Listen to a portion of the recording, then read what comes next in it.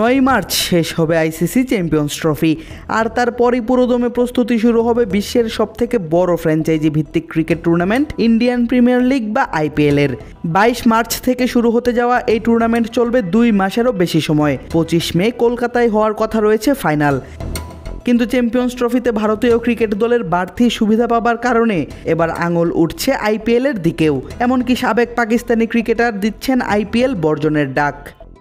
এবারের ICC champions ট্রফিতে একমাত্র ভারতই নিজেদের সব ম্যাচ খেলছে সংযুক্ত আরব আমিরাতের দুবাইয়ে। এবারের চ্যাম্পিয়ন্স ট্রফির আয়োজন পাকিস্তান করলেও বাবর রিজওয়ানদের গিয়ে খেলতে হয়েছে দুবাইয়ের মাঠে।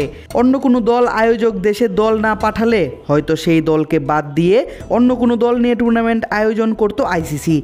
কিন্তু ক্রিকেট বিশ্বে ভারতের দাপটের কারণে তাদের বাদ দিয়ে বৈশ্বিক আসর আয়োজন করা একরকম অসম্ভব ক্রিকেটের সর্বোচ্চ নিয়ন্ত্রক সংস্থার পক্ষে।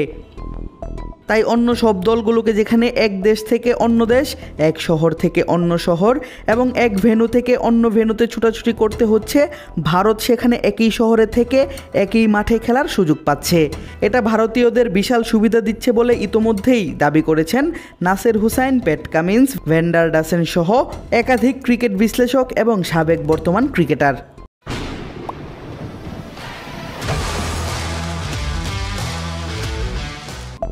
তবে ভারতকে নিয়ে আলোচনাটা পাকিস্তানেই হচ্ছে সব থেকে বেশি। একে তো দুই দেশ চিরপ্রতিদ্বন্দ্বী, তার উপর দুই দেশের মাঝে আছে রাজনৈতিক বৈরিতাও, যে কারণে ভারত আসেনি পাকিস্তানে, নিচ্ছে বাড়তি সুবিধা। আর এতেই খেপেছেন পাকিস্তানের সাবেক ক্রিকেটাররা। আলোচনা করেছেন পাকিস্তানের সাবেক ব্যাটার ইনজামামুল হকও।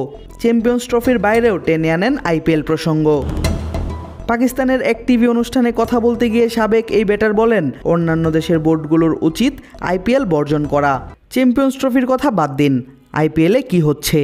বিশ্বের শীর্ষ ক্রিকেটাররা আইপিএলে ঠিকই অংশ নেয়, অথচ ভারতীয় ক্রিকেটারদের অন্য দেশের লিগে খেলতে দেয়া হয় না। অন্য দেশের বোর্ডগুলোর উচিত আইপিএলে ক্রিকেটার পাঠানো বন্ধ করে দেয়া।